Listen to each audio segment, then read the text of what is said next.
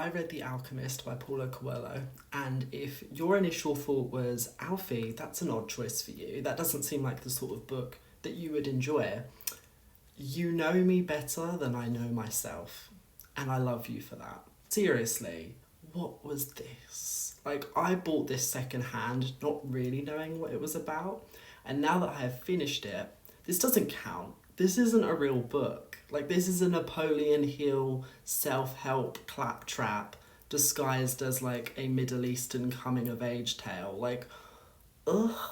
I'm not even going to waste my breath getting into the messaging of this book and what the lessons we're supposed to take away from it, because it is truly the live, laugh, love of the book world. You know, it's the sort of motivational pillow that you would buy on Facebook Marketplace. Like, it's not a real book. And that's why I'm so confused that this book sold over 150 million copies. Like, it's one of 10 books or some ridiculous figure like that in the world, like of all time, to have sold over 100 million copies. How? How? Did they just not read it? Did they just buy it and put it on their shelf and never come back to it like I do with so many books? Like, is that what's going on here?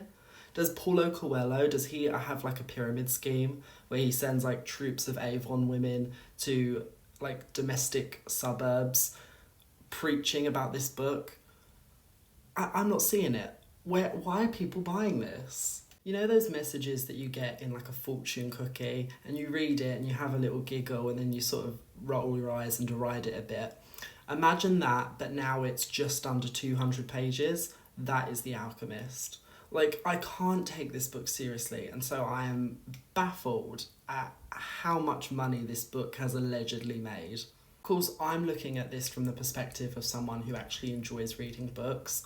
I think the main sort of mass market appeal of this book is for people who don't typically read. Like, maybe this is a nice gateway book for people who don't, you know, get into anything a bit heavier. Because if you have never once had any self-reflection or thought about any aspect of yourself, maybe this book is a revelation. Maybe you're like, oh wow, I never thought about that before. But, you know, surely you must have been lobotomized then to have not thought about these things. You know, the book is saying, oh, never give up, always try. Like, yes, very good. And how many sides does a hexagon have? Brilliant, well done. Like, it's the sort of book that I could just feel myself mentally regressing, like, oh no, what is this? And it was insufferably creationist as well. There's so many references to God and Jesus and religion, not in like a sort of speculative, oh maybe, like, what if God is real and he's out there? The book is very confident that he is out there. Ugh, as an atheist, it felt very preachy. It was like, okay, I don't think I'm the intended audience for this. I've got to read to you my favourite quote from the book. I simply have to. Favourite, of course, in the ironic sense, as I think this book is garbage. It was... Where is it? Here we are. Tomorrow, sell your camel and buy a horse. Camels are traitorous. They walk thousands of paces and never seem to tire. Then suddenly they kneel and die. But horses tire bit by bit. You always know how much you can ask of them, and when it is that they are about to die. Huh? What? What? Yeah, that's basic biology. Camels have a hump. They store loads of nutrients in that hump. What was the purpose of that? What are you trying to tell me?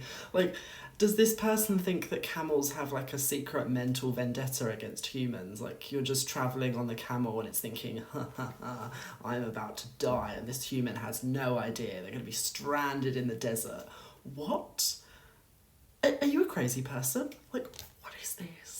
What is this? And don't try and get into my comments and be like, oh, you see, it's an extended metaphor. The camel is meant to represent this type of person and the horse is meant to represent this type of person. No, nonsense. Go home. You've been drinking. I don't believe it for a second. What? 150 million copies sold? Did he just buy them all himself? I don't believe it for a second.